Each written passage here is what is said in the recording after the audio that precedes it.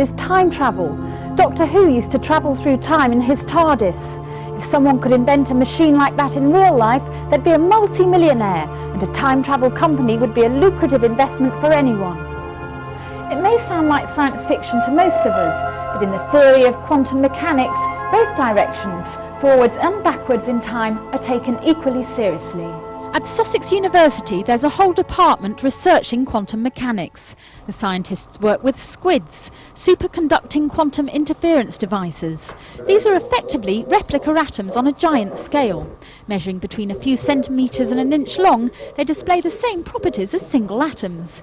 This is achieved by making the metal superconductive, immersing it in sub-zero temperatures. Squids have been used in many kinds of research, but at Sussex they concentrate on studying the quantum mechanics of how the squid behaves. Dr. Terry Clark, head of the quantum physics department, is a great fan of the time-bending aspects of squids. So if I took these glasses and threw them across the table, I wouldn't expect to be able to turn on as it were, a mental movie and make them go exactly in the opposite direction. Of course, you can do that in movies and it looks funny.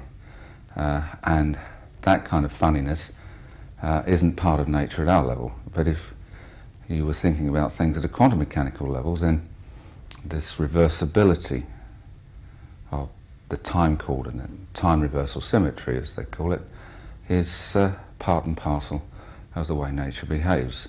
The theory that at a quantum level things can be in two places at once, at opposite ends of the universe, was proposed by an eminent scientist, Dick Fireman. He has his detractors, but the theory hasn't yet been disproven, and experiments at Sussex with radio waves are revealing more of the unclassical ways that quantum objects move. Could it result in the discovery of a time machine? All that we can say is, given that we now have this machinery, then people in physics can ask questions about many very deep problems in physics, including some aspects of the nature of time, which is just of immense consequence to human beings. Human beings are totally fascinated by time because they end up dead.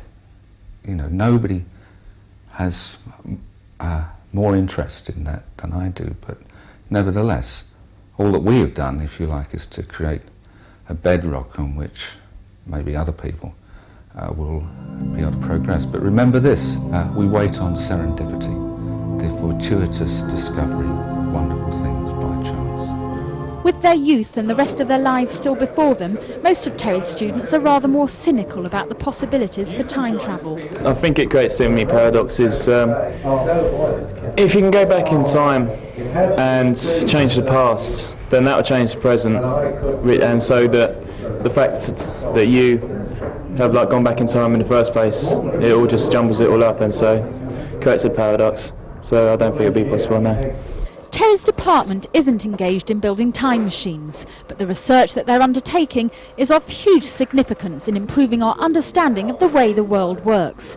Even though most people aren't aware of it, quantum mechanics is already applied commercially, but current research could open up whole new vistas. If you're looking for an investment for the future, put your money in any company which is involved in applications of quantum mechanics, if not yet time travel. Rachel Royce, Channel 1, Sussex University.